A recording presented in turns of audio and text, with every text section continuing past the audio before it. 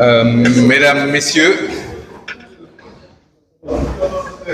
en vos rangs, titres, grades et qualités, comme on dit dans le jargon, tout protocole respecté, vu qu'on ne m'a pas donné une feuille qui comporte le nom des personnalités ici présentes, mais qu'en jetant un regard dans la salle, j'arrive à distinguer des visages connus, reconnus, et pour certains largement célébrés, à la fois dans notre pays mais à travers le monde. Je vais d'abord être fier, et je pourrais dire que j'ai reçu un diplôme des mains de Ma Awa Kouyaté, qui est pour notre génération une star. Une star qui brille et qui brillera longtemps encore, parce qu'en certaines soirées, nous allons, et c'est peut-être ça l'intérêt de YouTube, chercher des vieux tubes où elle chantait avec son mari, Sunjulu Sissoko, des chants qui ont traversé les siècles pour nous parvenir.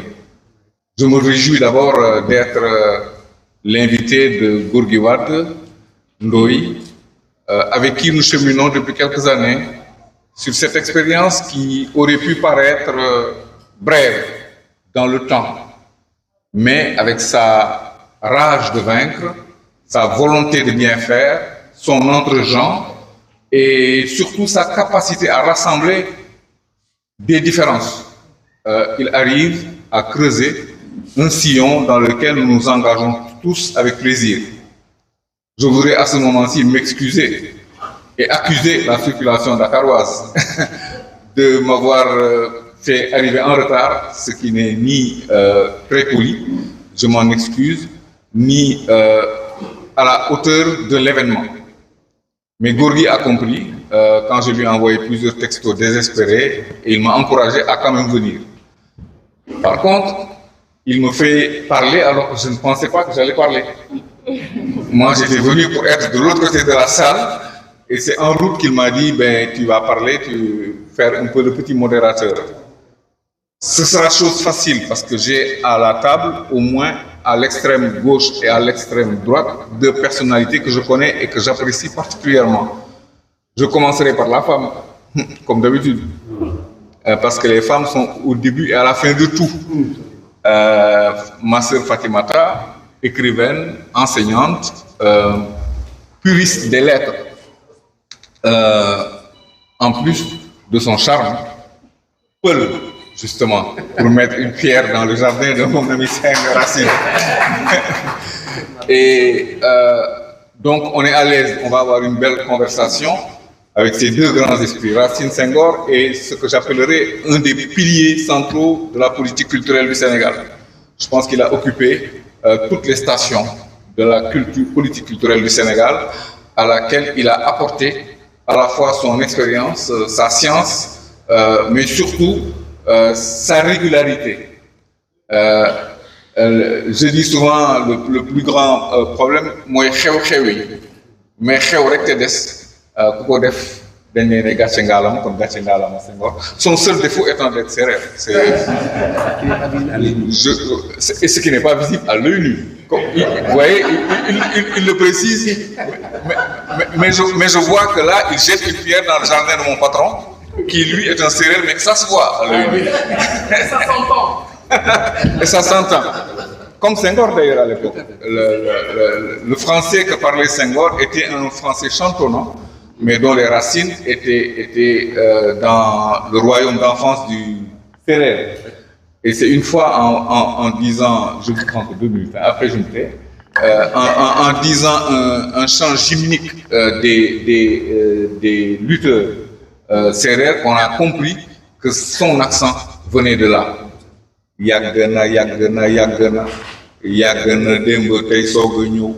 Voilà, et c'est Senghor, le président Senghor, qui disait ça, et on a compris d'où venait son accent chantonnant que nous aimions tous, en tout cas, qui faisait à tout le monde tendre l'oreille. Alors, maintenant, je vais me risquer à 2 choses. D'abord, quand j'ai lu le titre, Le miel du crabe, je me suis dit, mais attends, qu'est-ce que c'est que ça? Comment un crabe peut faire du miel ou comment un crabe peut rencontrer le miel? Mais quand on m'a dit qu'elle était franco-serbe sénégalaise, j'ai dit ça c'est possible. Quand on arrive à allier à la fois la nationalité française, la nationalité serbe et la nationalité sénégalaise, on peut effectivement se risquer à fabriquer du miel pour le crabe ou du crabe avec du miel. On saura à la lecture de l'ouvrage si la recette est bonne, si elle est appétissante. Mais au moins, on sait que l'auteur est charmante.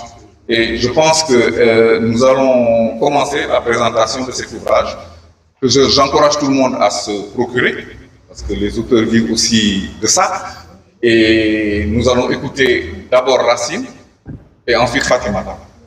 Parce que j'ai nommé d'abord la première, mais ensuite, pour équilibrer, je donne la parole à Racine. Comme ça, Fatimata, et après à Inès. Je vous remercie et vous m'excuse de terminer par une chose. Je ne peux pas avoir Ismaël en face de moi et ne pas dire un mot de qui il est.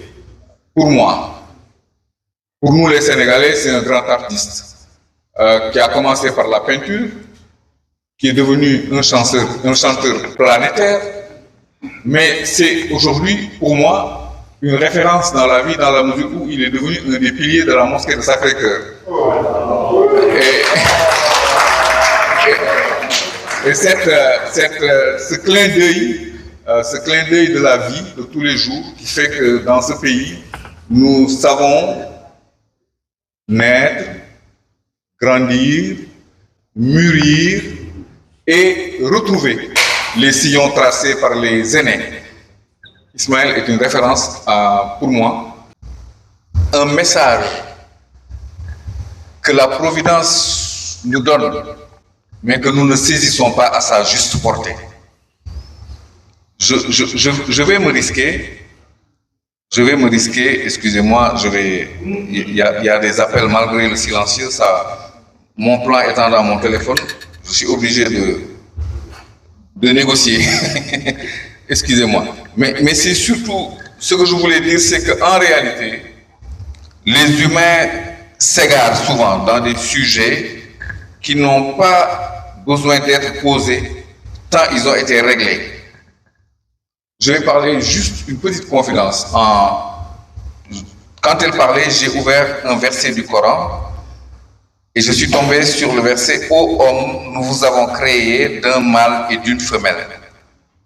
Le Coran, depuis 14 siècles, nous dit que nous tous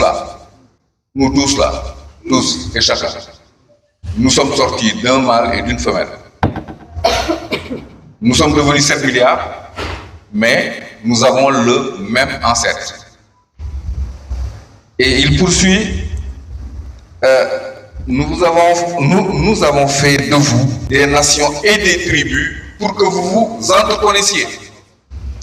J'ai l'impression qu'on ne lit pas souvent le Coran, et même les autres livres saints. Moi, je lis la Torah, je lis la Bible, mais j'ai l'impression qu'on a mis Dieu entre parenthèses, que ce serait quelqu'un d'encombrant qui vient nous empêcher de vivre nos vies, qui vient nous empêcher de tourner en rond. Or, j'ai l'impression qu'il faut simplement apprendre les livres saints comme un code de la route, parce que l'humanité a besoin d'un code de la route. Et c'est pour ça que moi, les métis, j'aime bien. Parce que j'ai toujours dit, et d'ailleurs, parlant de Léopold Sédar Senghor, toute son œuvre tourne autour de la notion de métissage. Métissage culturel, métissage biologique. Il a fait longuement la démonstration de la parenté euro-indienne, indo-américaine. Enfin, vous connaissez Senghor. Nous l'avons suffisamment écouté, ses conférences, ses livres Liberté 1, 2, 3 et jusqu'à 5. Et vraiment, c'était quelqu'un qui avait une certaine curiosité intellectuelle. Et je pense que ce que nous devons faire, nous, notre génération, c'est peut-être de relire de manière plus détachée les œuvres de nos aînés. Senghor, Cheikh Anta Diop, Joseph Kizerbo, enfin, je ne veux pas citer de peur d'en oublier parce que les bibliothèques anciennes, il y a tout. Tout a été écrit, tout a été dit. Et c'est pour ça que j'aime bien le nouveau ministre de la Culture, Amadouba, parce que lui, quand il vient dans une assemblée d'hommes de culture, il leur dit, écoutez, vous avez déjà tout dit, vous avez déjà tout écrit. Je veux juste être votre agent marketing. J'aime bien sa manière d'aborder ce département. Inès, vraiment, nous comprenons que ce livre restitue des trajectoires connues d'hommes et de femmes sur lesquels vous pouvez mettre un visage ou un nom. Des visages sur lesquels vous pouvez mettre un nom. Nous allons vous accompagner dans cette lecture. Essayez peut-être de susciter d'autres gingembre. C'est difficile, mais d'autres espaces pour aller, après que nous ayons lu cet ouvrage, un peu plus au fond. C'est vrai que Fatimata a fait, elle l'a lu, hein, elle a lu, et Racine aussi. Je suis sûr que dans la salle, d'autres personnes auraient une nouvelle perception des différentes problématiques. La problématique de la guerre, la problématique de la race, la problématique du lieu d'où l'on parle et où l'on vit. Et je suis heureux de constater que, comme vous le dites si bien, il y a un mouvement du retour. Mais cette fois-ci, faisons tout pour que ce retour ne soit pas un retour départ. Nous devons, nous qui sommes ici, je vais nous appeler nous les autochtones là, nous devons nous ouvrir. Parce que souvent, le malentendu qui se passe entre notre diaspora et nous, c'est que notre diaspora, pendant des années vécues à l'étranger, s'est approprié un certain nombre de réflexes, une manière de vivre, une manière d'être, une manière professionnelle de se confronter à la réalité. Et souvent, quand ils viennent, nous avons des difficultés à nous ajuster. Or, ils nous apportent de l'expérience, du savoir, du savoir-faire. Il ne faut pas être trop imbu de sa personnalité au point de ne pas apprendre de ceux qui nous sont proches et qui ne nous veulent que du bien. Donc l'appel à la diaspora, c'est un appel à nous-mêmes. Je dis souvent que ceux qui nous restent civiques, c'est les métis. En plus, vous êtes très belles. Je le dis, sachant que ce sera coupé au montage, je ne vais pas m'attirer la colère de qui vous savez, mais c'était pour avoir... Ah bon, Racine me menace en me disant que ça passe en direct, mais voilà, c'était juste une note pour bien que nous partions avec joie.